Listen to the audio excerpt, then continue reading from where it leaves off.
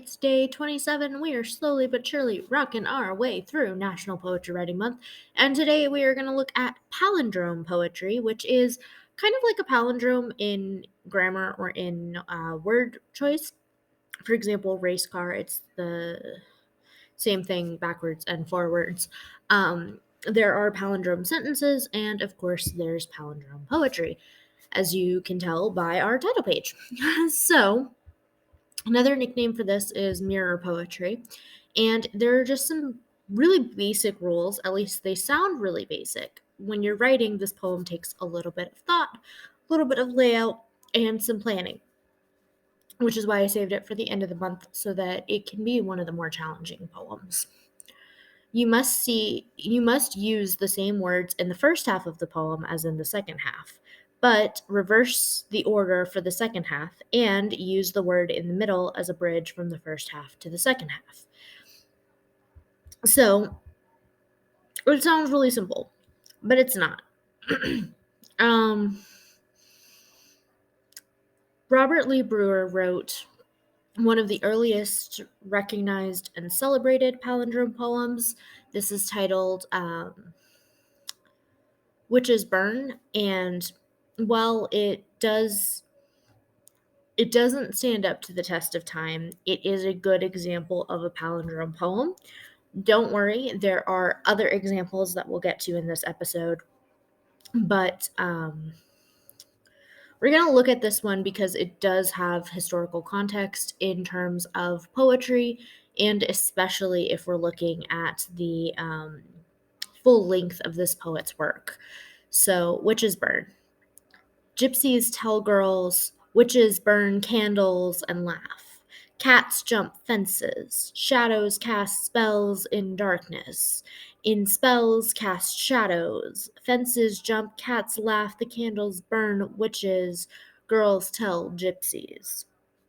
So in this case, darkness is the middle word of the poem, and it is actually isolated on a line of its own to let you know that we're getting to the turning point, which is a really cool stylistic choice. And if you look at the way this poem is written, it kind of looks like a candle. It also kind of looks like an hourglass, which is kind of neat, and something that you'll often see in palindrome poems. So there's that.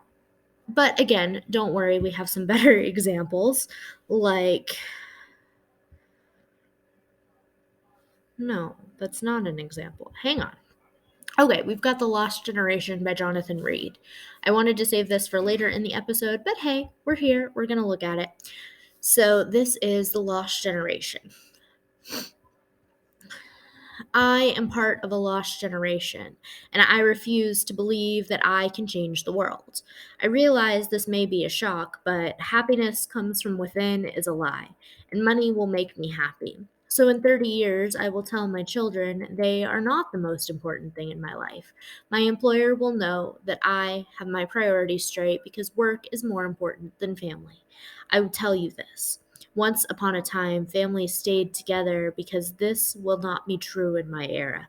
This is a quick fix society. Experts tell me 30 years from now, I will be celebrating my 10th anniversary of my divorce. I do not concede to that. I will live in a country of my own making. In the future, environmental destruction will be the norm. No longer can it be said that my peers and I care about this earth.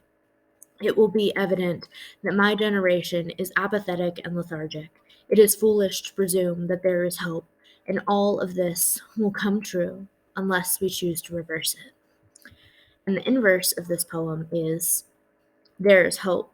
It is foolish to presume that my generation is apathetic and lethargic. It will be evident that my peers and I care about this earth. No longer can it be said that environmental destruction will be the norm. In the future, I will live in a country of my own making. I do not concede that 30 years from now I will be celebrating the 10th anniversary of my divorce. Experts tell me this is a quick fix society, but this will not be true in my era. Families stayed together once upon a time. I'll tell you this, family is more important than work, and I have my priorities straight because my employer will know that they are not the most important thing in my life. So in 30 years, I will tell my children money will make me happy is a lie and true happiness comes from within.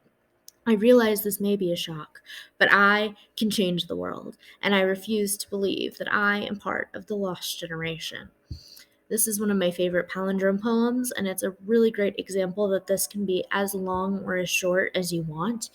I truly love this poem and wanted to leave it for the end of the episode, but I do have to read one more. Um, just for, you know what? No, I don't. This is my workshop.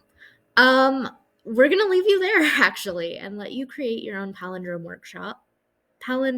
poem from this workshop. And I hope that you will go explore more. I hope that you will take your time with this one. I hope you'll share your poems in the comments below because I love seeing them. I hope you'll find me on those social media places doing all those things. And I can't believe we're almost at the end of this month. I am so proud of you, and I hope you are proud of you. And I'll see you again tomorrow for another workshop, though I can't say that for much longer. Happy writing, everyone. I'll see you soon.